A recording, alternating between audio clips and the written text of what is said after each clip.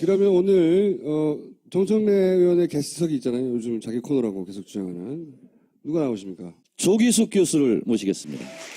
교수님 몸 무거워서 앉아주세요. 할게 안녕. 굉장히 이렇게 회오리를 지금 일으키고 있죠.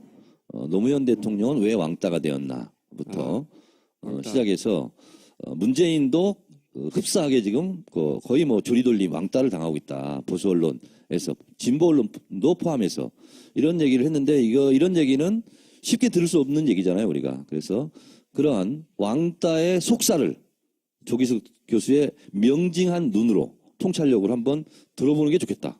그래서 모셨습니다.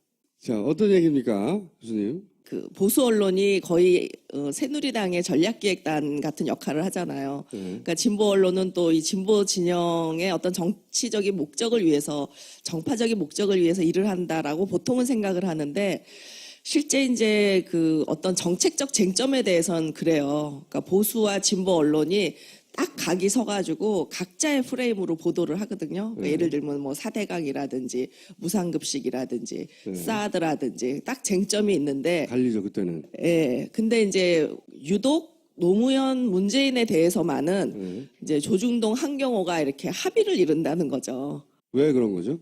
그리고 어떤 근거로 그런 말씀하시는 겁니까? 조정동은 익숙한 용어지만 한경호란 한결의 경향 오마이뉴스 이렇게 옆에 한겨레 기자가 있다는 걸 명심하시고.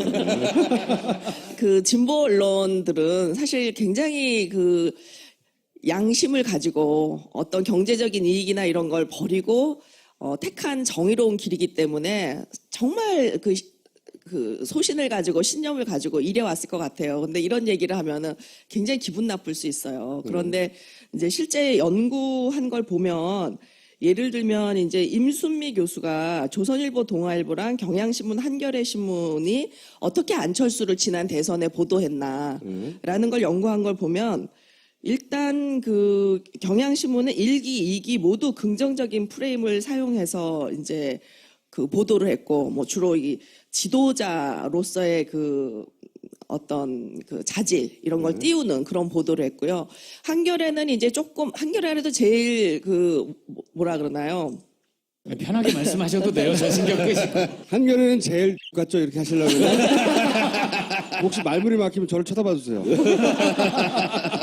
요건 제가 할 테니까. 예? 아니 한겨레는 좀 신중해요. 드라이해요, 네, 드라이. 대놓고는 안 하고 조금 신중한데 이제 나중에 결국 한겨레도 그렇게 같이 가는데 제가 지금 연구하고 있는 논문은 뭐냐면은 안철수 문재인을 이제 문재인 출마 선언 후 일주일, 안철수 출마 선언 후 일주일, 그 다음에 안철수 사퇴 선언 이전 한 달 이렇게 3기로 제가 안철수와 문재인에 대한 기사를 지금 분석하고 있는데 2012년에. 2012년. 그러니까 이제 이미 그 조동과 한경이 어떻게 했는지도 이미 나와 있으니까 안철수에 대해서 매우 호의적인 기사라는 게 나와 있으니까 저는 이제 문재인과 안철수를 비교해서 지금 하고 있는 거죠. 근데 대체로 보면은 기사 건수도요.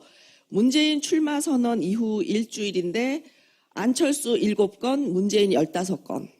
큰 차이가 없죠. 그다음에 안철수 출마 선언 이후 일주일은 안철수 39건, 문재인 13건. 그다음에 안철수 사퇴 선언 이전 한 달은요. 안철수 67건, 문재인 48건인데 이제 기사 내용이 더 문제잖아요, 사실. 거의 한번 읽어보세요. 손가락이 오그라드는 홍보성 기사가 대부분입니다. 안철수는. 안철수에 대해서. 예. 근데 문재인에 대해서는 늘 나오는 게 있어요. 그 노무현 공과 극복론, 참여정부 실패론, 친노 반노, 분열 프레임. 확장성의 결여. 예. 그래서 상당히 그 부정적인 기사가 많이 있고요. 그래서 왜 그런가라는 제가 의문을 던졌는데 그 분석은 2012년의 분석이고 예. 최근 뭐 2016년, 2017년도 최근에도 여러분들 뭐 그 칼럼이니 뭐 많이 보시잖아요. 보시면은 여전히 확장성 문제 제기하고 하여튼 계속 그 패권 정당이라는 거예요, 민주당이. 친문 패권 정당. 근데 아까 그 김종인 씨 그 뭐 해당 행위를 넘어서 이적행위. 이적행위라고 얘기를 했지만 사실 그런 분은 징계를 안 받아요. 이게 친문 패권 정당에서 징계를 안 받는다는 게 말이 안 되잖아요. 근데 이제 우리 정청래 의원은 공갈 치다라는 발언 사실 공갈이 표준어거든요.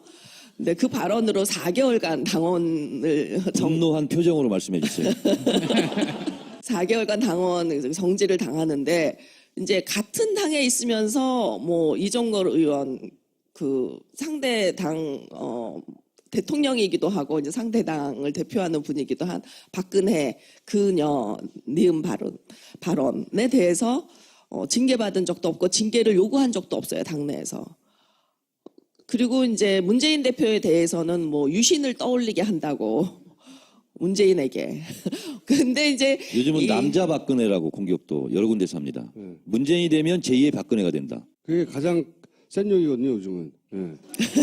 그게 이제 친문 제거하고 가운데 모이자 그렇죠. 뭐 이런 거죠. 친박과 친문을 같다라고 할 때 등장시킨 그 단어가 제 남자 박근혜거든요. 문재인을 부를 때 그거를 국민의당도 사용하고 그리고 이제 민주당 내 비문도 사용하죠. 그러니까 이런 것이 말도 안 되지만요. 계속 주장하면 그걸 확대해서 보도가 계속 되다 보면은요. 어느 순간에 부지불식간에 그런가? 이렇게 세뇌를 시키는 거죠. 최근 한 2주 정도 됐어요.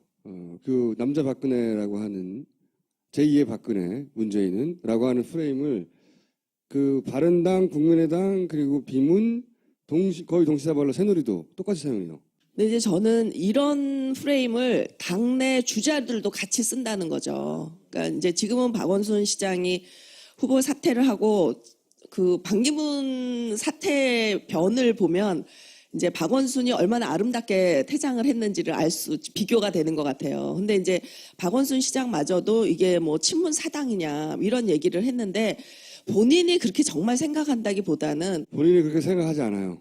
예. 그건 내가 나중에 한번 풀 스토리를 말씀드릴게요. 예. 그러니까 조중동 그다음에 이제 이 진보 언론까지 그렇게 계속 비슷한 프레임으로 공격을 하니까 그렇게 헷갈릴 수 있을 것 같고 그리고 심지어는 안철수 씨도 지난 대선에 나왔을 때 정치를 뭘 잘 모를 때에도 이제 친노랑은 같이 못한다 이런 말을 했거든요. 그러니까 이게 그 안철수 씨도 기본적으로 참여정부 실패론에 기반을 하고 있는 거예요. 근데 저는 정말 한겨레에게 묻고 싶어요. 참여정부가 뭘 실패했는지. 한겨레가 근데 저하고 아니. 아니 근데 한겨레가 한 사람이 아니잖아요. 예. 근데 한겨레에도 다양한 기자들이 물론이죠. 있고요. 네. 예, 또 다양한 생각을 하고 있어요. 그리고 실제 우리가 생각하는 것처럼 똑같지가 않은 게 조선일보도 심지어는 굉장히 다양한 생각이 있더라고요. 제가 조선일보 기자들 연구를 중에 해보니까. 문재인 지지자도 조선일보하고 비교를 하면 기분이 확 나빠지는데요. 거기는 사주가 있잖아요. 그리고 어떤 방침을 이렇게 보도하자라고 정하면 일사불란하게 간다고요. 한겨레가 어떤 사주가 있어서 한겨레는 이 방향이야라고 그렇게 하는 거는 우리는 구조상 불가능하죠. 근데 저는 안티조선 운동이 조선일보의 품질을 굉장히 올렸다고 생각하는 게, 제가 노무현 정부 때 대연정을 제안할 때 그때 언론 10개를 제가 다 분석을 했거든요. 근데 보면 가장 다양한, 그러니까 그 대연정에 대해서 가장 다양한 의견들, 이거 한번 생각해 볼 만하다라든지 이런 의견을 외부 필진에게도 받고 내부에서도 쓰고 한 것이 가장 많았던 게 조선일보고요. 그리고 오히려 그 진보 언론도 거의 감정적인 막말 섞인 그런 칼럼이나 사설이 많았어요. 그래서 그나마 한겨레는 조금 덜해서 제가 그래도 괜찮은 언론으로 뽑아서 좀 칭찬을 해줬지만 그 제 책에는 근데 그 다양성이 없었던 것은 한겨레도 똑같았다. 그러니까 이제 이게 기자들이 오히려 조선일보는 안티조선 운동을 그 생각해서 상당히 다양성을 지면에 반영하려고 노력을 하는, 그러니까 오히려 그 반대자들이 신문의 품질을 올려준 데 반해서 이제 저는 사실 청와대 들어가기 전에 참언론 운동을 하면서 한겨레 뭐 참언론 상도 주고 막 이랬었거든요. 근데 제가 청와대 근무하면서 1년 만에 제가 나가게 된 게 경향도 그렇고 한겨레도 그렇고 저더러 자꾸 나가라 그러더라고요. 근데 제가 뭘 잘못했는지 모르겠지만 내가 이 공직이라는 건 진짜 희생과 봉사로 하는 건데 내가 뭐 권력을 있다고 쓰는 사람도 아니고 정말 어렵고 힘든 사람들을 위해서 봉사하고 있었는데 그럼 나가지 뭐 내가 여기 있는 게 뭐가 좋아 하면서 근데 그때 얼른 안 나갔거든요. 나가셨어야 돼. 왜냐하면 저는 조기숙 때 청와대 홍보수석 이게 참 고맙고 계속 해줬으면 좋겠다고 생각한 게 어려운 주제 토론이 있었어요. 그 뭐냐면 원포인트 개헌하고 그 다음에 취재 지원 선진화 시스템. 아무도 안 나가 제가 나갔거든요. 그 다음 날 조기수 홍보수석이 전화가 왔어요. 노무현 대통령도 참 잘 보셨다고 칭찬하더라. 어제 잘했다. 이렇게 저한테 칭찬을 해주셨거든. 그럼 칭찬을 계속 해주셔야 되는데 없어졌어 중간에. 계속 하셨어야지. 조중동이 그런 건 이해하는데 한경호는 왜 소위 그 노무현 혹은 문재인에 관해서만은 그렇게 관대하지 않은가? 혹은 관대하기까지 바라지 않는데 지나치게 야박한가? 제 생각에는 진보 언론이 좀 이런 게 있는 것 같아요. 양심 결벽증. 그러니까 우리는 너무나 그 순수한 마음으로 언론으로서의 사명을 다하기 때문에 권력이니까, 노무현도 어쨌든 권력이니까, 그리고 문재인도 진보 쪽에서는 제일 1등이니까 우리가 견제해야 돼. 이런 마음이 저는 제일 크지 않은가 하는 생각이고요. 저도 비슷한 생각이에요. 그러니까 우리 편이라고 편드는 거야? 이 얘기를 듣고 싶지 않은 거예요. 근데 그게 지나쳐서 하지 않아도 되는 정도의 욕도 하는 거예요. 우리는 우리 편도 이렇게까지 공격할 수 있는 정도의 객관성을 확보했다는 걸 보여주고 싶어 오버하는 거죠. 제가 그거 일관되게 유지되는 흐름이에요. 제 사실. 코너예요, 제 코너. 저도 질문 좀 하자고. 근데 항상 문제라고 생각했어요. 그게. 요즘 논리는 그리고 그거를 보수는 너무 잘 이용해. 조용히 좀 하세요. 요즘은 말하고 싶어. 노무현과 문재인을 갈라치기 하더라고요. 그 논거가 뭐냐면 이런 거였어요. 2002년도 때 노무현은 패권이 없었다. 당내에서도 비주류였고, 그래서 노무현은 그래서 이인재와 진짜로 싸워서 이겼다. 근데 지금의 문재인은 당내 최대 세력이고 이미 패권을 가지고 있다. 그렇기 때문에 노무현과 문재인은 다르게 우리가 취급해야 되고, 그래서 문재인을 공격하는 거 비판하는 것이 뭐가 잘못됐냐. 지금 이렇게 지금 논거를 하나 새로 만들었다고요. 진보 언론에서. 왜 그러냐? 네, 첫 번째로는 저도 동의하고요. 100%. 또 하나는 이제 어떤 이념적 갈등이라고 저는 생각을 하는데, 이 진보 운동은 사실 시민권 운동부터 시작됐는데 1세대 시민권 운동이 참정권을 찾는 운동이었거든요. 그리고 이제 2세대 시민권 운동은 이제 노동자들이 투표권을 갖는, 그러니까 어떤 경제적 평등 이런 걸 추구하는 게 2세대 시민권이라 그러면은, 이제 3세대 시민권은 어떤 참여의 욕구, 일상 속의 민주주의라고 할 수 있어요. 근데 저는 우리나라 진보 언론이 2세대 시민권을 추구한다고 봐요. 경제적 평등. 그러니까 요거는 뭐냐면은 서구 유럽에서의 어떤 그 역사적 변화를 본다면은 딱 20세기의 좌파죠. 그러니까 한겨레만이 아니라 경향도 그렇고 오마이뉴스는 참여정부 초기에는 그렇지 않았어요. 근데 말로 가면서 이제 똑같아지거든요. 그 이유를 제가 물어봤더니 이제 민노당 당원들이 많이 들어왔다고 오마이뉴스에. 그래서 이제 말하자면 이제 구잡하고 노무현을 지지했던 사람들은 21세기 참정권 참여민주주의를 주장했던 사람들이기 때문에, 그 차이가 어디에 있는 거죠? 좀 더 구체적으로 얘기해 주세요. 20세기 우파는 이제 기업가와 어떤 경제 성장을 지지한다면은, 좌파는 이제 분배와 그다음에 노동자의 이익을 옹호한다라고 할 수 있는데, 21세기 오면서 이게 인터넷의 발달로 인해서 인터넷을 쓸 수 있는 사람들이 엄청난 권력을 갖게 된 거예요. 그러면서 이 사람들이 정치에 직접 참여하면서 이들이 이제 21세기 시민 계급이고, 서양에서는 이들을 크리티컬 시티즌이라고 불러요. 그러니까 비판적 시민들이 정치에 참여하게 되면서 20세기 좌우 개념이 없어집니다. 왜 없어지냐면 21세기 시민은 주로 화이트 칼라거든요. 컴퓨터를 쓰는. 그러니까 화이트 칼라들이 그 권력을 갖게 되면서 21세기 이제 진보가 등장하게 되는데, 이들은 경제 문제에 대해서는 진보적인 사람도 있고 보수적인 사람도 있고 실용적인 사람도 있고, 이게 개념이 없어요. 20세기 그 좌우 개념에서는. 그러니까 21세기 시민들이 결국 노무현을 지지했던 사람들인데, 노무현과 저는 좌파 언론, 구좌파 언론 간의 이념 갈등? 여기에서 용서가 좀 안 되는 부분이 있는 것 같아요. 그래서 끝까지 노무현이 양극화를 해결하지 못해서 실패했다라고 말하고 싶은 것 같아요.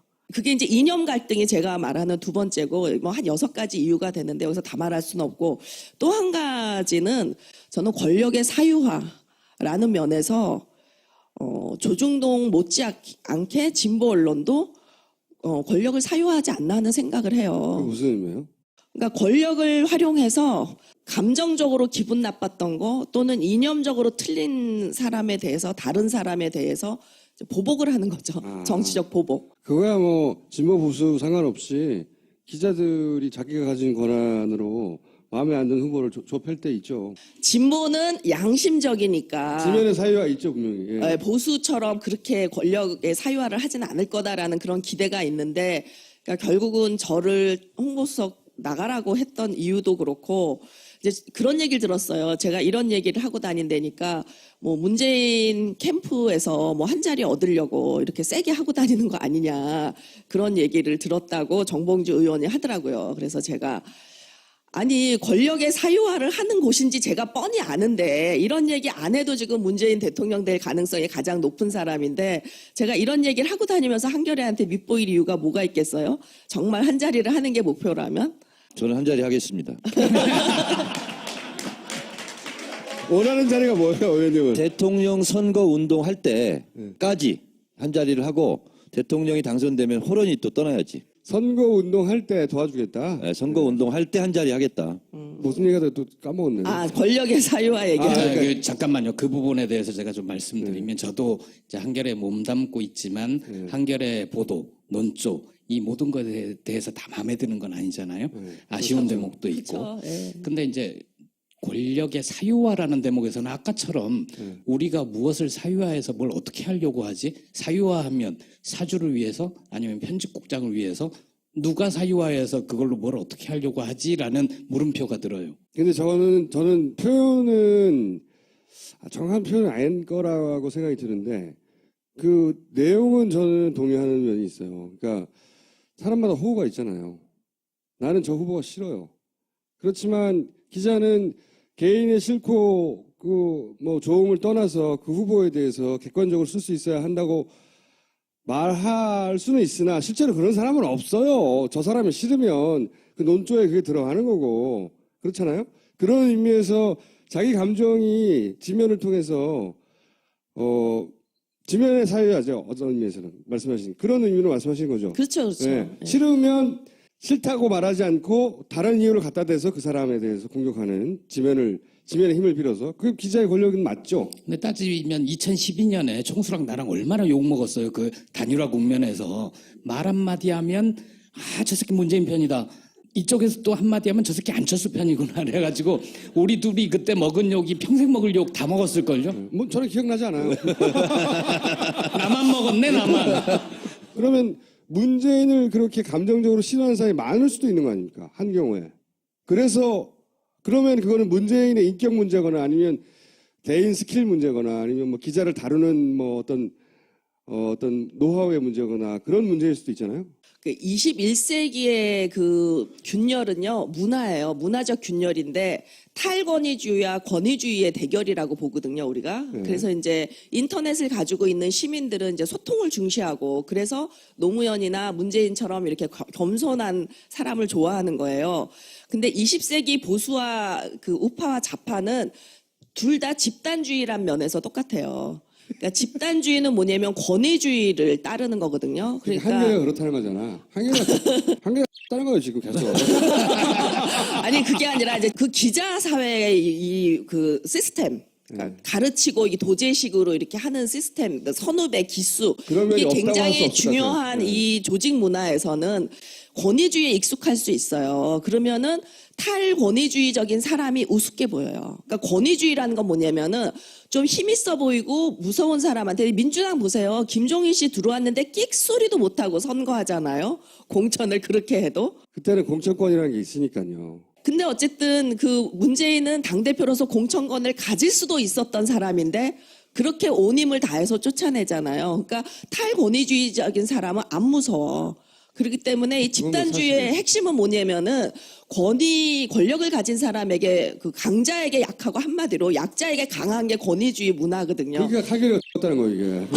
아니, 그러니까 자기도 모르게 그런 게 있을 수 있고, 또 하나는 친노들이 까칠하다 이런 얘기를 많이 하는데, 노무현 대통령도 그렇고 문재인 대표도 그렇고 언론 관리를 잘 안 하는 문제가 있는 것 같아요. 그거 맞아요. 조중동 같이 사주가 확실하게 있는 그 신문 언론들은요, 언론은 이중성이 있습니다. 언론의 역할은 공익적이에요. 근데 취하는 이득은 사익이거든요. 사주에 호주머니에 다 들어가요. 그래서 사주가 없는 한겨레하고는 좀 다른 건데, 왜 그러면 어떤 부분에 대해서 조선일보 한겨레가 같은 걸로 뭉칠 때가 있냐. 이 지금 문화 얘기하셨잖아요. 저는 바로 그거라고 지금 생각하는데 그들만의 언어가 있습니다. 그러니까 그것이 조선일보든 한겨레든 기자들이 쓰는 언어, 용어 또 문화가 그들만의 언어, 그들만의 문화가 있어요. 여기에 이탈하면 공격을 받는 거예요. 그것이 새누리당이 됐건 민주당이 됐건 노무현 대통령은 그들만의 문화, 그들만의 언어에서 비켜져 있었던 거예요. 그래서 저는 노무현 대통령은 많이 공격을 받았다 이렇게 생각하고 예를 들면 조중동한테 공격을 받으면 저는 그러려니 해요. 근데 한겨레, 경향 이런 데서 공격을 받으면 굉장히 아프거든요. 그게 바로 뭐냐면 품격 있는 언어를 쓰지 않는다. 이걸로 실제로 한겨레에서 사설까지 썼어요, 저를. 그러면서 정치권에서 떠나야 된다 이런 식으로. 그래서 사설을 정도로? 썼습니다. 그러니까 이게 불편하고 본인들하고 문화와 언어가 안 맞는 거예요. 그러면 두들기는 거예요. 그 권위주의 핵심이 또 엘리티즘이거든요. 근데 이제 젊은 기자들은 어떤지 모르지만 하여튼 한겨레 좀 연배 있으신 분들은 다 명문대 나오시고 엘리티즘이 있으세요. 이거 한겨레 방송이거든요. 한겨레 방송. 그건 아시죠? 아, 그래서 제가 한겨레 얘기만 하는 거예요. 왜냐면 여기 와서 다른 진보 언론 얘기를 하면 그렇죠, 진정성이 그렇죠. 없잖아요. 그러니까 지금 21세기는 엘리티즘과 그 피플리즘의 대결이다. 저는 이렇게 봐요.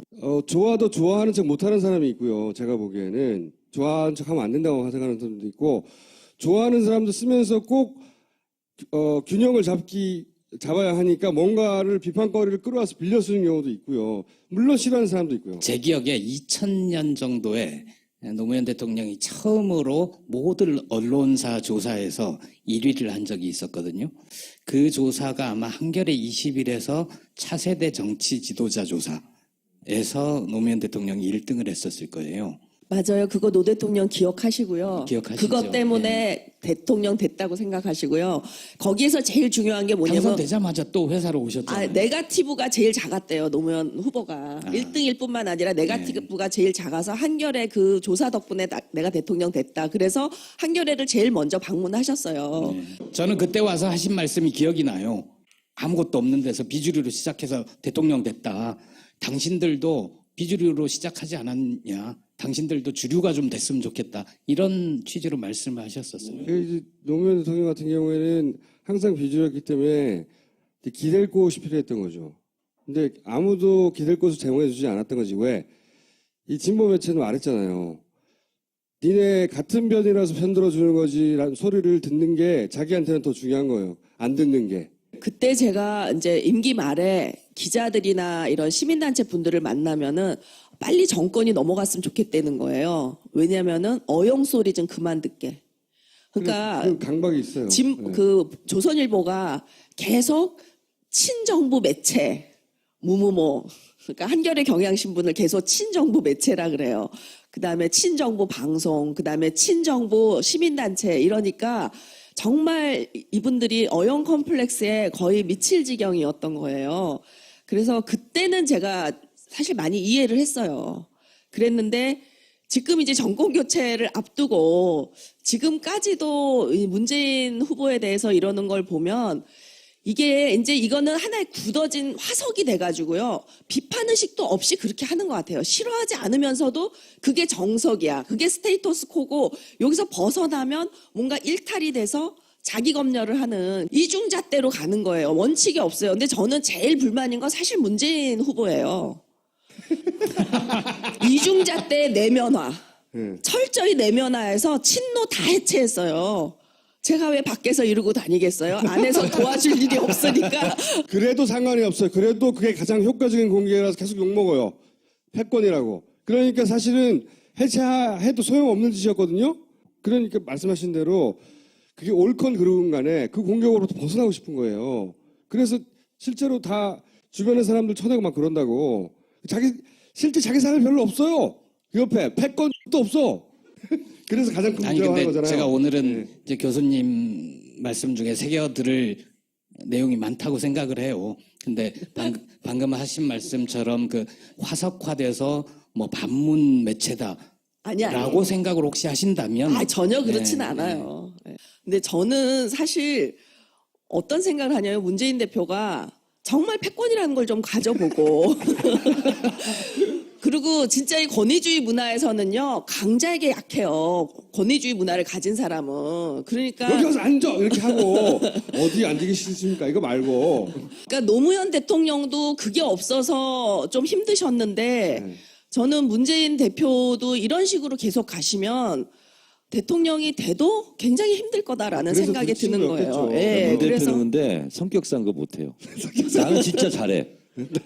청래당도 내가 총재야. 내가 다 시키고 명령하고 막 지휘해. 근데 문 대표는 그거 안 돼요. 그게 그 양반의 매력이자 지금 정치적 맞아요. 약점이라고 생각하는 거잖아요. 근데 제가 두 가지 얘기를 하고 싶은데 문재인은 사람은 안 무섭지만 하는 일의 결과는 무서울 수 있다. 노무현 대통령보다 저는 더 무서운 사람이라고 생각해요. 왜냐면 노무현 대통령은 말로 다 싸우시고 실제 뒤로 무서웠던 게 하나도 없었어요. 근데 문재인 대표는 노무현 대통령보다 더 원칙주의자거든요. 그래서 말로는 안 싸우고 싸울 줄도 모르지만 원칙을 지키다 보면 결과로서는 훨씬 더 무서운 결과를 가지고 올 수 있다라는 게 하나고 또 하나는 오늘도 제가 미장원 잠깐 갔더니 그 미용사들이 다 모여서 정치인들 다 싫지만 문재인은 특히 싫대요. 그러니까 정알못들이 정치 잘 모르는 사람들이 그러거든요. 왜 그러겠어요? 종편, TV, 그 조중동, 한경호를 봐도 다 부정적인 게 문재인이기 때문에 감정적으로 좋아질 수가 없어요. 자, 그럼 결론적으로 그래서 요걸 제가 그 책을 써서 그 제가 이번 대선에 기여할 수 있다면은 이 부당한 왕따를 좀 그 정치를 잘 모르는 사람들에게 설명해서 이해할 수 있게 하면 좋겠다. 뭐 인세는 전액 그 노무현 재단 기념 그 회관 알겠습니다. 짓는 책 데다 제목, 기부를 책 하겠습니다. 제목 정했어요? 그 특치님들이 정해줬는데 왕따의 정치학으로 하라고. 알겠습니다. 오늘 여기까지 하겠습니다. 감사합니다. 고맙습니다. 한겨레는 조금 덜해서 제가 그래도 괜찮은 언론으로 뽑아서 좀 칭찬을 해줬지만 그 제 책에는 근데 그 다양성이 없었던 것은 한겨레도 똑같았다. 그러니까 이제 이게 기자들이 오히려 조선일보는 안티조선 운동을 그 생각해서 상당히 다양성을 지면에 반영하려고 노력을 하는. 그러니까 오히려 그 반대자들이 신문의 품질을 올려준 데 반해서 이제 저는 사실 청와대 들어가기 전에 참언론 운동을 하면서 한겨레 뭐 참언론 상도 주고 막 이랬었거든요. 근데 제가 청와대 근무하면서 1년 만에 제가 나가게 된 게 경향도 그렇고 한겨레도 그렇고 저더러 자꾸 나가라 그러더라고요. 근데 제가 뭘 잘못했는지 모르겠지만 내가 이 공직이라는 건 진짜 희생과 봉사로 하는 건데 내가 뭐 권력을 있다고 쓰는 사람도 아니고 정말 어렵고 힘든 사람들을 위해서 봉사하고 있었는데 그럼 나가지 뭐 내가 여기 있는 게 뭐가 좋아 근데 하면서 그때 얼른 안 나갔거든요. 나가셨어야 돼. 왜냐하면 저는 조기숙 때 청와대 홍보수석 이게 참 고맙고 계속 해줬으면 좋겠다고 생각한 게 어려운 주제 토론이 있었어요. 그 뭐냐면 원포인트 개헌하고 그 다음에 취재 지원 선진화 시스템. 아무도 안 나가 제가 나갔거든요. 그 다음 날 조기숙 홍보수석이 전화가 왔어요. 노무현 대통령도 참 잘 보셨다고 칭찬하더라. 어제 잘했다. 이렇게 저한테 칭찬을 해주셨거든. 그럼 칭찬을 계속 해주셔야 되는데 없어졌어 중간에. 계속 하셨어야지. 조중동이 그런 건 이해가는데 한경호는 왜 소위 그 노무현 혹은 문재인에 관해서만은 그렇게 관대하지 않은가? 혹은 관대하기까지 바라지 않는데 지나치게 야박한가? 제 생각에는 진보 언론이 좀 이런 게 있는 것 같아요. 양심 결벽증.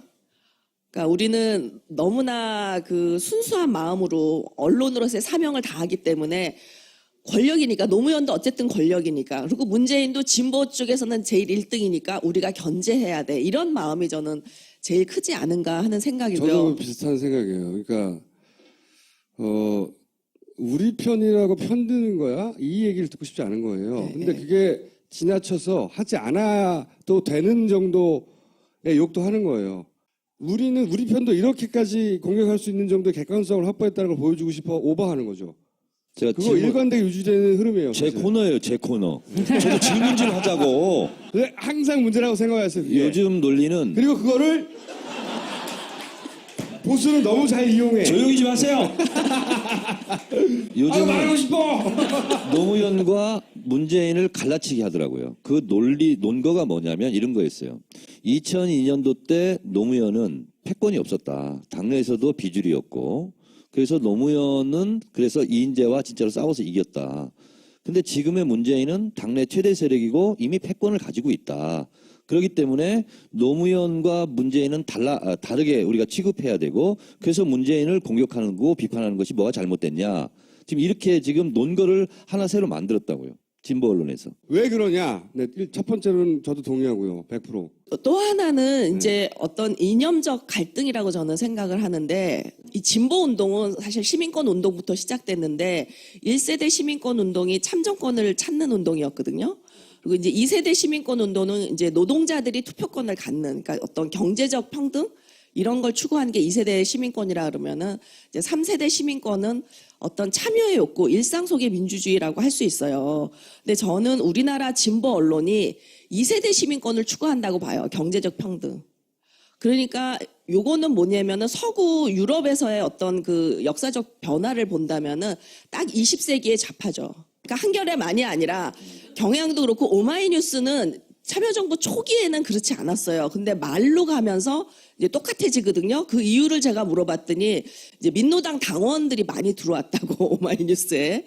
그래서 이제 말하자면 이제 구잡하고 노무현을 지지했던 사람들은 21세기 참정권 참여민주주의를 주장했던 사람들이기 때문에, 그 차이가 어디에 있는 거죠? 좀 더 구체적으로 얘기해 주세요. 그러니까 20세기 우파는 이제 기업가와 어떤 경제 성장을 지지한다면은, 좌파는 이제 분배와 그다음에 노동자의 이익을 옹호한다라고 할 수 있는데, 21세기 오면서 이게 인터넷의 발달로 인해서 인터넷을 쓸 수 있는 사람들이 엄청난 권력을 갖게 된 거예요. 그러면서 이 사람들이 정치에 직접 참여하면서 이들이 이제 21세기 시민 계급이고, 서양에서는 이들을 크리티컬 시티즌이라고 불러요. 그러니까 비판적 시민들이 정치에 참여하게 되면서 20세기 좌우 개념이 없어집니다. 왜 없어지냐면 21세기 시민은 주로 화이트 칼라거든요. 컴퓨터를 쓰는. 그러니까 화이트 칼라들이 그 권력을 갖게 되면서 21세기 이제 진보가 등장하게 되는데, 이들은 경제 문제에 대해서는 진보적인 사람도 있고 보수적인 사람도 있고 실용적인 사람도 있고, 이게 개념이 없어요. 20세기 그 좌우 개념에서는. 그러니까 21세기 시민들이 결국 노무현을 지지했던 사람들인데, 노무현과 저는 좌파 언론, 구좌파 언론 간의 이념 갈등? 여기에서 용서가 좀 안 되는 부분이 있는 것 같아요. 그래서 끝까지 노무현이 양극화를 해결하지 못해서 실패했다라고 말하고 싶은 것 같아요. 그게 이제 이념 갈등이 제가 말하는 두 번째고, 뭐 한 6가지 이유가 되는데 여기서 다 말할 수는 없고, 또 한 가지는 저는 권력의 사유화라는 면에서 조중동 못지않게 진보 언론도 권력을 사유화하지 않나 하는 생각을 해요. 그게 무슨 의미예요? 그러니까 권력을 활용해서 감정적으로 기분 나빴던 거, 또는 이념적으로 틀린 사람에 대해서, 다른 사람에 대해서 보복을 하는 거죠. 정치적 보복. 그거야 뭐 진보 보수 상관없이 기자들이 자기가 가진 권한으로 마음에 안 드는 후보를 좁힐 때 있죠. 진보는 양심적이니까 지면의 사유가 있죠, 분명히. 예. 보수처럼 그렇게 권력의 사유화를 하지는 않을 거다라는 그런 기대가 있는데, 그러니까 결국은 저를 홍보수석 나가라고 했던 이유도 그렇고, 이제 그런 얘기를 들었어요. 제가 이런 얘기를 하고 다닌다니까 뭐 문재인 캠프에서 뭐 한 자리 얻으려고 이렇게 세게 하고 다니는 거 아니냐, 그런 얘기를 들었다고 정봉주 의원이 하더라고요. 그래서 제가, 아니 권력의 사유화를 하는 곳인지 제가 뻔히 아는데 이런 얘기 안 해도 지금 문재인 대통령 될 가능성이 가장 높은 사람인데, 제가 이런 얘기를 하고 다니면서 한겨레한테 밉보일 이유가 뭐가 있겠어요? 정말 한 자리를 하는 게 목표라면? 저는 한 자리 하겠습니다. 원하는 자리가 뭐예요, 의원님은? 대통령 선거 운동할 때까지 한 자리를 하고, 대통령이 당선되면 호련히 또 떠나야지. 선거 운동할 때 도와주겠다. 네, 선거 운동할 때 한 자리 하겠다. 무슨 얘기가 또 까먹었네. 권력의 사유화 얘기. 잠깐만요. 그 부분에 대해서 제가 좀 말씀드리면, 저도 이제 한겨레에 몸담고 있지만 한겨레 보도, 논조, 이 모든 것에 대해서 다 마음에 드는 건 아니잖아요. 아쉬운 대목도 있고. 근데 이제 권력의 사유화라는 대목에서는 아까처럼 우리가 무엇을 사유화해서 뭘 어떻게 하려고 하지? 사유화하면 사주를 위해서, 아니면 편집국장을 위해서, 누가 사유화해서 그걸로 뭘 어떻게 하려고 하지라는 물음표가 들어요. 근데 저는 표현은 정확한 표현은 아닐 거라고 생각이 드는데 그 내용은 저는 동의하는 면이 있어요. 그러니까 사람마다 호구가 있잖아요. 나는 저 후보가 싫어요. 그렇지만 기자는 개인의 싫고 그 뭐 좋음을 떠나서 그 후보에 대해서 객관적으로 쓸 수 있어야 한다고 말할 수는 있으나 실제로 그런 사람은 없어요. 저 사람이 싫으면 그 논조에 그게 들어가는 거고 그렇잖아요. 그런 의미에서 자기 감정이 지면을 통해서 지면에 사유하죠. 어떤 의미에서는 말씀하신 그런 의미로 말씀하신 거죠. 그렇죠, 그렇죠. 네. 예. 싫으면 싫다고 말하지 않고 다른 이유를 갖다 대서 그 사람에 대해서 공격하는 지면의 힘을 빌어서 그 기자의 권력은 맞죠. 근데 따지면 2012년에 총수랑 나랑 얼마나 욕먹었어요. 그 단일화 국면에서 말 한마디 하면 저 새끼 문재인 편이다. 이쪽에서 또 한마디 하면 저 새끼 안철수 편이구나. 그래가지고 우리 둘이 그때 먹은 욕이 평생 먹을 욕 다 먹었을걸요. 뭐 저는 기억나죠. 그러면 오늘 정청래 의원의 게스트석이 있잖아요. 요즘 자기 코너라고 계속 주장하는 누가 나오십니까? 조기숙 교수를 모시겠습니다. 교수님 전 몸을 굽어서 앉아서 생각해 안녕. 굉장히 이렇게 회오리를 지금 일으키고 있죠. 노무현 대통령은 왜 왕따가 되었나부터 왕따. 시작해서 문재인도 흡사하게 지금 거의 뭐 조리돌림 왕따를 당하고 있다. 보수 언론에서 진보 언론도 포함해서 이런 얘기를 했는데 이런 얘기는 쉽게 들을 수 없는 얘기잖아요, 우리가. 그래서 그러한 왕따의 속살을 조기숙 교수의 명징한 눈으로 통찰력으로 한번 들어보는 게 좋겠다. 그래서 모셨습니다. 자, 어떤 얘기입니까, 교수님? 그 보수 언론이 거의 새누리당의 전략기획단 같은 역할을 하잖아요. 네. 그러니까 진보 언론은 또 이 진보 진영의 어떤 정치적인 목적을 위해서, 정파적인 목적을 위해서 일을 한다라고 보통은 생각을 하는데, 실제 이제 그 어떤 정책적 쟁점에 대해서는 그래요. 그러니까 보수와 진보 언론이 딱 각이 서가지고 각자의 프레임으로 보도를 하거든요. 그러니까 예를 들면 뭐 4대강이라든지 무상급식이라든지 사드라든지 딱 쟁점이 있는데, 갈리죠, 그때는. 예. 근데 이제 유독 노무현 문재인에 대해서만은 이제 조중동 한경호가 이렇게 합의를 이룬다는 거죠. 왜 그런 거죠? 그리고 어떤 근거로 그런 말씀하시는 겁니까? 조정동은 익숙한 용어지만 한경호란 한결의 경향 오마이뉴스로 예. 옆에 한겨레 기자가 있다는 걸 명심하시고. 그 진보 언론들은 사실 굉장히 그 양심을 가지고 어떤 경제적인 이익이나 이런 걸 버리고 택한 정의로운 길이기 때문에 정말 그 소신을 가지고 신념을 가지고 일해왔을 것 같아요. 근데 이런 얘기를 하면은 굉장히 기분 나쁠 수 있어요. 그런데 이제 실제 연구한 걸 보면 예를 들면 이제 임순미 교수가 조선일보, 동아일보랑 경향신문, 한겨레신문이 어떻게 안철수를 지난 대선에 보도했나라는 걸 연구한 걸 보면 일단 그 경향신문은 1기, 2기 모두 긍정적인 프레임을 사용해서 이제 그 보도를 했고, 뭐 주로 이 지도자로서의 그 어떤 그 자질 이런 걸 띄우는 그런 보도를 했고요. 한겨레는 이제 조금 한겨레라도 제일 그 뭐라 그러나요? 편하게 말씀하셔도 돼요. 저 신경 끄시고. 한겨레는 제일 같죠? 이렇게 하시려고. 혹시 말문이 막히면 저를 쳐다봐 주세요. 요건 제가 할 테니까. 예? 아니 한겨레는 좀 신중해요. 드라이해요. 네, 드라이. 대놓고는 안 하고 조금 신중한데 이제 나중에 결국 한겨레도 그렇게 같이 가는데 제가 지금 연구하고 있는 논문은 뭐냐면은 안철수 문재인을 이제 문재인 출마 선언 후 일주일, 안철수 출마 선언 후 일주일, 그다음에 안철수 사퇴 선언 이전 한 달 이렇게 3기로 제가 안철수와 문재인에 대한 기사를 지금 분석하고 지난 있는데 2012년에. 2012년. 그러니까 이제 이미 그 조동과 한경이 어떻게 했는지도 이미 나와 있으니까 안철수에 대해서 매우 호의적인 기사라는 게 나와 있으니까 저는 이제 문재인과 안철수를 비교해서 지금 하고 있는 거죠. 근데 대체로 보면은 기사 건수도요.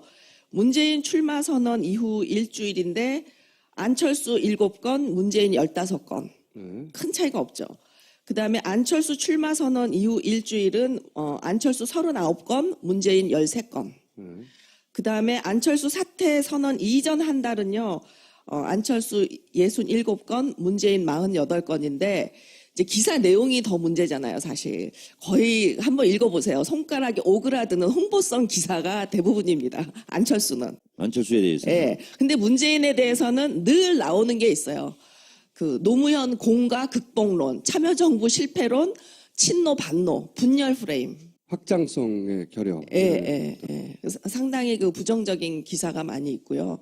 그래서 왜 그런가라는 제가 의문을 던졌는데 그 분석은 2012년의 분석이고 최근 뭐 2016년, 2017년도 최근에도 여러분들 뭐 그 칼럼이니 뭐 많이 보시잖아요. 보시면은 여전히 확장성 문제 제기하고 하여튼 계속 그 패권 정당이라는 거예요. 민주당이 친문 패권 정당. 근데 아까 그 김종인 씨 그 뭐 해당 행위를 넘어서 이적행위라고 얘기를 했지만 사실 그런 분은 징계를 안 받아. 이게 친문 패권 정당에서 징계를 안 받는다는 게 말이 안 되잖아요. 근데 이제 우리 정청래 의원은 공갈 치다라는 발언, 사실 공갈이 표준어거든요. 근데 그 발언으로 4개월간 당원을 분노한 표정으로 말씀해 주세요. 4개월간 당원 정지를 당하는데 이제 같은 당에 있으면서 뭐 이종걸 의원 그 상대 당 대통령이기도 하고 이제 상대 당을 대표하는 분이기도 한 박근혜 그녀 니은 발언에 대해서 징계받은 적도 없고 징계를 요구한 적도 없어요, 당내에서. 그리고 이제 문재인 대표에 대해서는 뭐 유신을 떠올리게 한다고 문재인에게. 근데 이제 요즘은 남자 박근혜라고 공격도 여러 군데서 합니다. 문재인이 되면 제2의 박근혜가 된다. 그게 가장 센 욕이거든요, 요즘은. 그게 이제 친박, 친문 제거하고 가운데 모이자 그렇죠. 뭐 이런 거죠. 친박과 친문을 같다라고 할 때 등장시킨 그 단어가 제 남자 박근혜거든요, 문재인을 부를 때. 그거를 국민의당도 사용하고 그리고 이제 민주당 내 비문도 사용하죠. 그러니까 이런 것이 말도 안 되지만요. 계속 주장하면 그걸 확대해서 보도가 계속 되다 보면은요. 어느 순간에 부지불식간에 그런가? 이렇게 세뇌를 시키는 거죠. 최근 한 2주 정도 됐어요.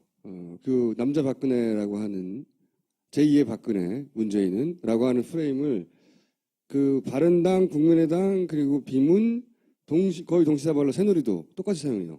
근데 이제 저는 이런 프레임을 당내 주자들도 같이 쓴다는 거죠. 그러니까 이제 지금은 박원순 시장이 후보 사퇴를 하고 그 반기문 사퇴 변을 보면 이제 박원순이 얼마나 아름답게 퇴장을 했는지를 비교가 되는 것 같아요. 근데 이제 박원순 시장마저도 이게 뭐 친문 사당이냐 이런 얘기를 했는데 본인이 그렇게 정말 생각한다기보다는 본인이 그렇게 생각하지 않아요.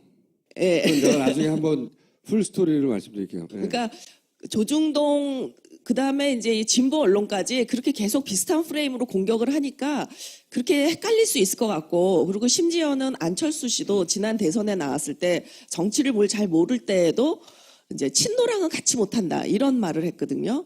그러니까 이게 그 안철수 씨도 기본적으로 참여정부 실패론에 기반을 하고 있는 거예요. 근데 저는 정말 한겨레에게 묻고 싶어요.